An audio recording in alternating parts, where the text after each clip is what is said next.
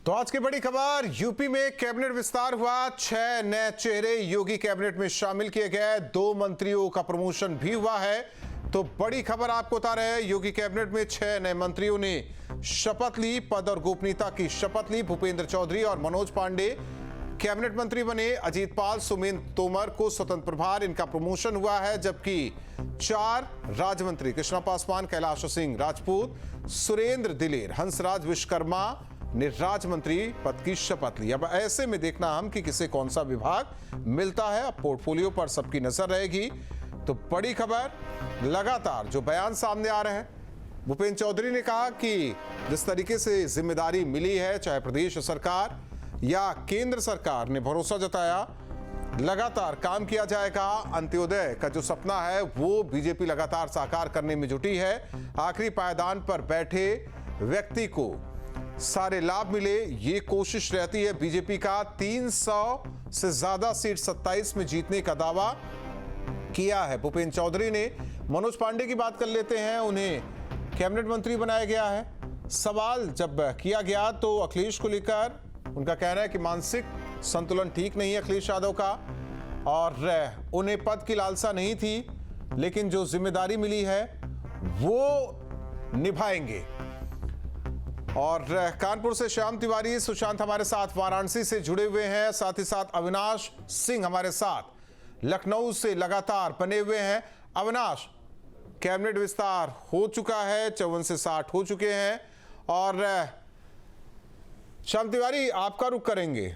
एक चेहरा यहां से भी, यानी कि देखा जाए हर क्षेत्र को प्रतिनिधित्व मिला है, और ऐसे में अब कानपुर को लेकर क्या कुछ कहा जाए। शायद आप कहीं मौजूद है, जरा बातचीत कीजिए, उनके परिवार के साथ मौजूद हैं। देखिए, मैं बता दूं कि मैं भारतीय जनता पार्टी के कार्यालय पे इस वक्त मौजूद हूं, और हमारे साथ जिला अध्यक्ष मौजूद हैं। आपको बता दें, जिस तरीके से अजीत पाल का विस्तार हुआ है, उनका प्रमोशन किया गया, निश्चित तौर पर कानपुर देहात और आसपास के जो जिले हैं वहां पर जो पाल बिरादरी का वोट है उसे साधने का काम किया गया, क्योंकि उनके पिता मथुरा पाल भी कद्दावर नेता थे, और उनकी ही सीट जब खाली हुई थी उनके निधन पर, तब वहां से उपचुनाव हुआ था, और उसमें अजीत पाल पहली बार मंत्री चुने गए थे, विधायक चुने गए थे, और 2022 में जब वो दोबारा विधायक बने तब उन्हें मंत्री बनाया गया था। और इस बार उनका प्रमोशन करके मैसेज देने का प्रयास किया गया है कि कहीं ना कहीं वो बेहद महत्वपूर्ण स्थान रखते हैं योगी कैबिनेट में, और उनका जो ये स्थान है वो निश्चित तौर पर जो नॉन यादव ओबीसी वोट है उसे साधने का प्रयास करेगा। हमारे साथ जिला अध्यक्ष भाजपा के मौजूद, उनसे बात करते हैं और जानने की कोशिश करते हैं कि कितना प्रभाव देखते हैं कि जिस तरीके से अजीत पाल के कद का प्रमोशन हुआ, क्या इम्पैक्ट देखते हैं क्षेत्र में आप उसका। निश्चित तौर पर मैं धन्यवाद देता हूं पूज्य महाराज जी का कि कानपुर के एक मंत्री का प्रमोशन करके निश्चित तौर पे अजीत पाल सिंह जी को जो प्रमोट किया गया स्वतंत्र प्रभार के रूप में, उसमें कार्यकर्ताओं को भी खुशी है, क्योंकि रचे बसे कार्यकर्ता हैं। और निश्चित तौर पे कानपुर महानगर देहात का और भी विकास होने के लिए एक सशक्त व्यक्तित्व महाराज जी ने स्वतंत्र प्रभार के रूप में दिया है। बाकी जो राज्य मंत्री बने हैं, फतेहपुर की हमारी पासवान जी हों या दिलेर जी हों, सुरेंद्र तोमर को भी प्रमोशन दिया गया है। हमारे पूर्व अध्यक्ष प्रदेश के भूपेंद्र चौधरी जी कैबिनेट मंत्री बनाए गए हैं। आदरणीय मनोज पांडे जी जो रायबरेली के हैं कैबिनेट मंत्री बनाए गए हैं। निश्चित तौर पे जो ठीक ताना बाना जैसा चाहिए, आप बातचीत करते रहिए। वाराणसी का रुख करते हैं, और सुशांत हमारे साथ है। सुशांत, एक ऐसा नाम जो कल तक चर्चा में नहीं, आज मंत्री परिवार के साथ आप मौजूद हैं, वाराणसी से आते हैं, लगातार संगठन में काम किया, और जरा बातचीत तो कीजिए।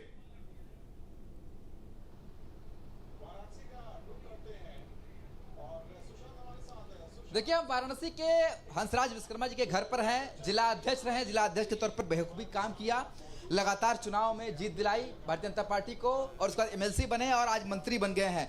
उनका परिवार है, उनकी भाभियां हैं, उनके साथ के यहाँ पर जो उनके जूनियर बच्चे हैं वो हैं, और उनके रिश्तेदार हैं सभी। वो इसमें एक तक यहाँ पर इसमें न्यूज स्टेट देख रहे हैं, जहाँ पर वो शपथ ग्रहण समारोह को होते हुए देख रहे हैं। हम हमारे साथ पूरा परिवार है, उनसे बात करते हैं। आज कितना बड़ा दिन है आप लोगों के लिए, जिला अध्यक्ष रहते हुए उन्होंने चुनाव पे बहुत काम किया, विजय दिलाई यहाँ से, और अब आप मंत्री पद उनको मिला है, किस तरीके से देखते हैं?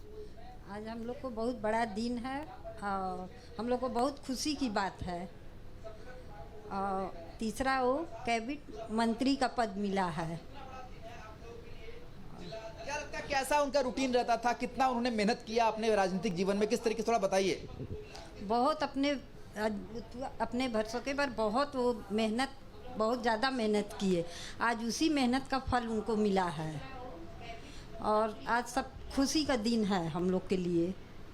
क्या लगता है कभी आपने उन्हें सोचा था कि ऐसा भी दिन आएगा कि मंत्री पद की शपथ लेते हुए देखेंगे? किस तरीके से उनकी दिनचर्या रहती, कितना मेहनत किया राजनीतिक अपने पूरे सफर के दौरान? इतना वो मेहनत करते थे कि हम लोग को आभास था कि एक दिन ये बहुत बड़े आदमी बनेंगे।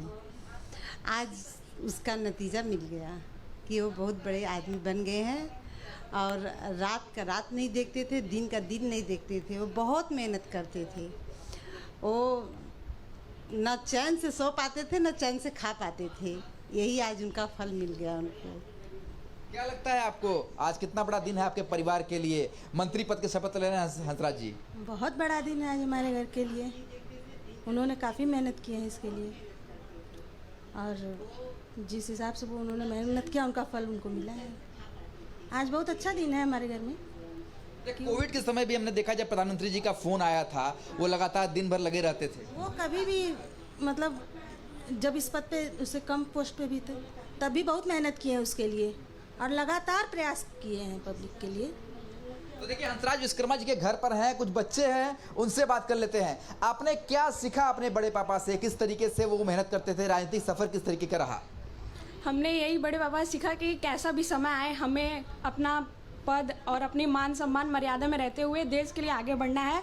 कैसी भी परिस्थिति हो पीछे नहीं हटना है और काम को अच्छे से मतलब किसी गलत राह पे ना जाके ईमानदारी से काम करना है ताकि हम अपने देश और अपने समाज के लिए कुछ अच्छा कर सकें। अच्छा, आपने कभी सोचा था कि आप जिलाध्यक्ष बनते हुए उन्होंने देखा आपने MLC बनते हुए देखा, मंत्री पद की शपथ लेंगे, कोई मन में था ऐसा? हाँ, जिस हिसाब से वो डेली काम करते थे, मतलब दिन रात नहीं देखते थे। वो ये देखते कि हम अपने समाज को कितना और ऊपर उठा सकते हैं। हर वर्ग के लोगों का ध्यान देते थे। किसी को ये नहीं देखते थे कि कोई गरीब है तो उसको अलग हटाओ। सारे लोगों का बात सुनते थे, सबका समाधान निकालते थे।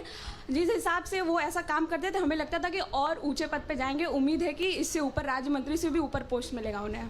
तो देखिए बच्चों को भी ये ज्ञात था कि वो जिस तरीके से लगातार मेहनत करते थे कभी न कभी मंत्री जरूर बनेंगे। क्या लगता है, क्या सीखा आपने अपने मुख्य परिवार के अभिभावक से? किस तरीके से राजनीतिक सफर रहा? जैसे कि मैंने अपने बड़े पापा से बहुत कुछ सीखा। सबसे पहली और सबसे बड़ी बात ये सीखा कि हमेशा ईमानदार रहना। उन्होंने हमेशा हमें यही प्रेरित किया कि ईमानदारी से जो काम करो और मेहनत हमेशा जीवन में करते रहो। अगर मेहनत करेंगे तो हम लोग सफल होंगे, वो हमें हमेशा यही बताते रहे। और उनके इसी मेहनत का आज ये नतीजा है कि वो आज इतने बड़े पद पर हैं। वो हमेशा मेहनत करते रहे और ईमानदार रहे, इसलिए आज वो इस पद पर हैं। आप लोग तो युवा हैं, युवा इस समय राजनीति को लेकर काफ़ी इंटरेस्ट दिखा रहे हैं। किस तरीके से लग रहा है कि राजनीतिक जो परिदृश्य है उसमें किस तरीके से बदलाव आया है और आज का जो परिदृश्य है किस तरीके से देखते हैं आप? वो क्या आपके घर के खुद भी अभिभावक राजनीति में है, आज मंत्री बन रहे हैं? जैसे कि बहुत परिवर्तन आया है राजनीतिक में। पहले से तो बहुत ज़्यादा इम्प्रूवमेंट आया है। लाइक बहुत, जैसे कि पहले बहुत गलत काम भी होते थे, अब बहुत चीज़ इम्प्रूव हुई है पहले से लेकर। तो देखिए आज का जो युवा है वो भी इस बात को समझता है कि राजनीति में किस तरीके से काम किया जाना चाहिए और आज उसी काम का असर है कि आज जिलाध्यक्ष MLC रहते हैं, अब मंत्री पद की शपथ ले रहे हैं। आपने बड़ी करीब से देखा अपने अभिभावक को, आज कितनी खुशी है और क्या कहेंगे इस मौके पर? खुशी तो बहुत है, अब क्या ही बोला जा सकता है। सब उनकी मेहनत का नतीजा है जो इतना तक है और इनका जो सफलता है उसके लिए बहुत खुश हूँ मैं। इस मंत्री पद तक आने के लिए उन्होंने कितनी मेहनत की? क्या देखा आपने? सुबह उठकर किस तरीके से राजनीतिक सफर पर निकलते थे, किस तरीके से जनसेवा करते थे? उनका मेहनत तो बहुत है। सुबह उठते थे, मतलब जैसे कोई मंत्री लोग आता था उनके लिए भी सुबह ही निकल जाते थे, बिना खाए निकल जाते थे, फिर आते थे शाम को और सबका सुनते थे, छोटा बड़ा जो भी हो, यही सबका मतलब सुनते थे, मेहनत मदद सबकी करते थे। क्या लगता है आज जो है मंत्री पद की शपथ लेते हुए देख रहे हैं, इस मंत्री पद की शपथ के पीछे कितनी ज़्यादा मेहनत, कितनी तपस्या रही है हंसराज जी? जैसे कि वो रात तक मतलब जगे रहते थे। कोई भी मतलब ज़रूरत काम आता था, कोई भी मतलब कॉल आता था तो वो तुरंत निकल जाते थे। चुनाव और बिहार का चुनाव संदेश दे दिया है। विपक्ष के लोग पता लग गया है। जिस दिन बंगाल का रिजल्ट आ रहा था उस दिन अखिलेश जी 4 घंटा भी होश थे। कितना अपने नए मंत्रियों का स्वागत करते हैं? नए मंत्रियों का हम स्वागत करते हैं, अभिनंदन करते हैं और हमारे नए मंत्री सरकार में और संगठन में एक मजबूत पिलर के रूप में साबित होंगे। ओपी राजभर को आप सुन रहे थे। जिस तरीके से मंत्रिमंडल विस्तार हुआ है उसे लेकर भी वो चर्चा कर रहे थे। हालांकि पत्रकारों ने सवाल पूछा, अखिलेश यादव सवाल उठा रहे हैं। उनका कहना है कि जब बंगाल चुनाव का नतीजा आया तो 4 घंटा बेहोश थे अखिलेश यादव, वो तंज कसते नजर आ रहे हैं। और जाहिर तौर पर इस मंत्रिमंडल विस्तार को लेकर चर्चा हो रही है। सुशांत लगातार हमारे साथ जुड़े हुए हैं। सुशांत, उस परिवार के साथ, हंसराज के परिवार के साथ, जो कि राज्य मंत्री, क्योंकि एक जिलाध्यक्ष के तौर पर एमएलसी के बाद अब मंत्री पद दिया गया हंसराज विश्वकर्मा को, परिवार वाले बता रहे किस तरीके से वो लोगों की मदद के लिए, समाज में बैठे हर एक तबके के लिए कोशिश करते रहे। अमरीश पटेल हमारे साथ हैं रायबरेली से। अमरीश, जरा बातचीत कीजिए, क्योंकि एक यहाँ नाम जो कि हमेशा चर्चा में रहा है मनोज पांडे का, और उन्हें भी कैबिनेट मंत्री बनाया गया है, तो वहां क्या चर्चा हो रही है, वहां क्या लोग कह रहे हैं? निश्चित तौर पर जी,